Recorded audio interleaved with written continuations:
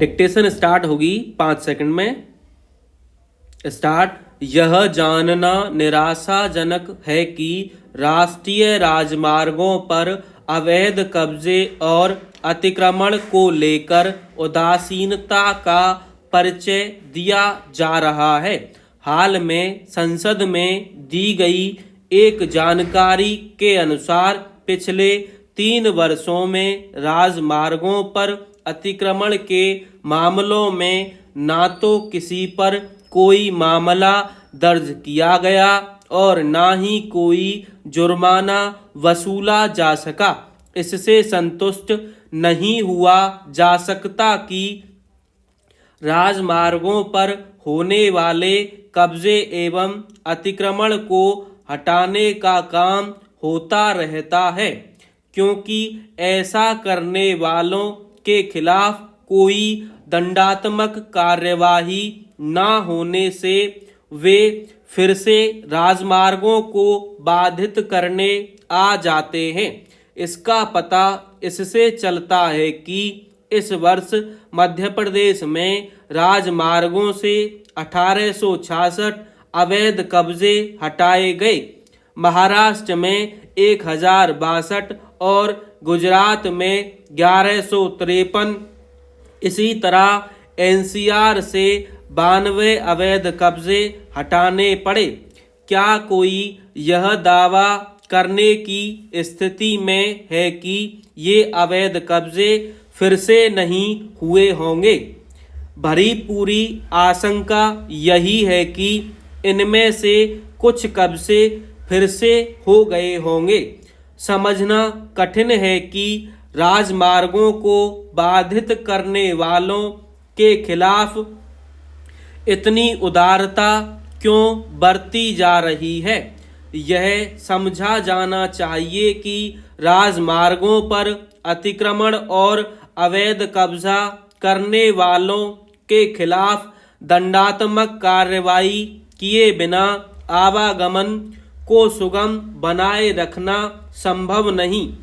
जब राजमार्ग अतिक्रमण और अवैध कब्जे का शिकार होते हैं तो केवल यातायात ही बाधित नहीं होता, बल्कि दुर्घटनाओं का जोखिम भी बढ़ता है।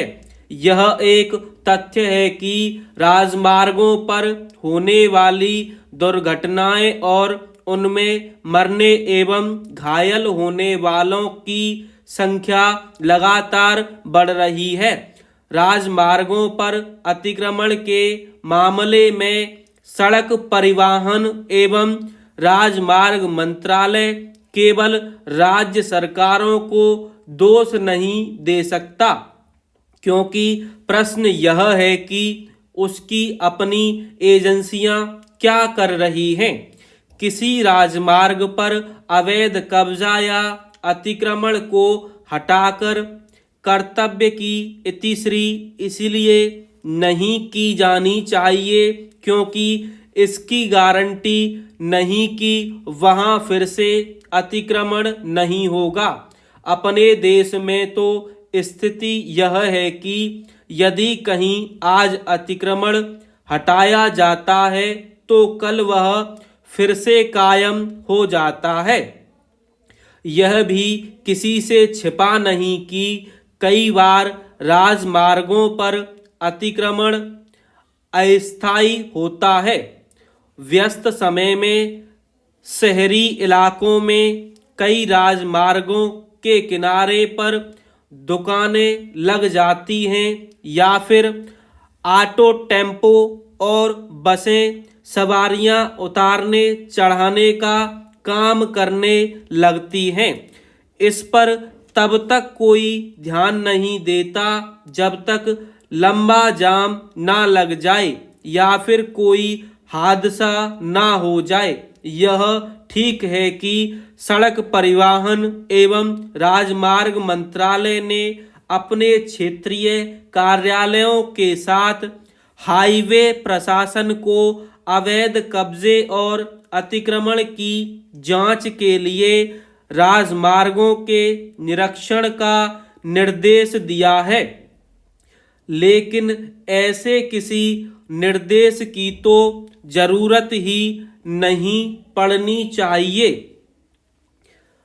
क्योंकि यह देखना तो उनका प्राथमिक दायित्व है कि राजमार्गों में किसी तरह की कोई बाधा न खड़ी होने पाए।